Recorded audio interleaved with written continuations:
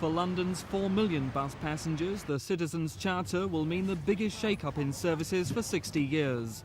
The government say open competition is the consumer's best protection and will lead to improved services. So they're going ahead with deregulation.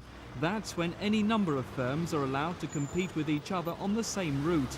London buses will be privatised. But the announcement has sparked off an angry response. Labour say deregulation outside London has been a disaster. The official passenger watchdog are incensed they'll no longer be able to represent passengers' views.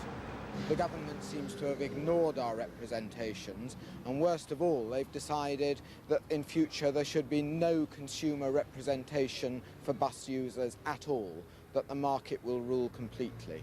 We feel that that is a retrograde step, and we will certainly be making very strong representations to the government indeed. But it's a decision to set up a new body, the London Bus Executive, to run and oversee the scheme that sparked off a major row.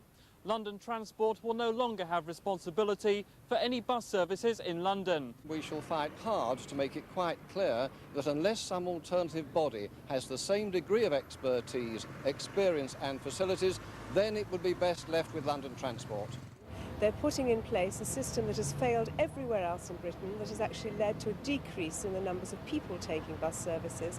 And frankly, the new authority, we believe, is a complete mistake, because it will divorce buses from other modes of transport in London. Greater choice, greater flexibility.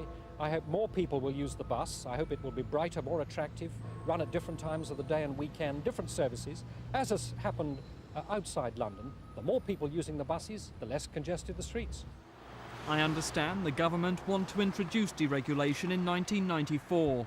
Operators will be able to buy into travel card schemes. Free travel for groups like the elderly will continue. But it's clear if the Conservatives are re-elected, London bus services could change dramatically. This is Mike Pearce of Westminster for Thames News.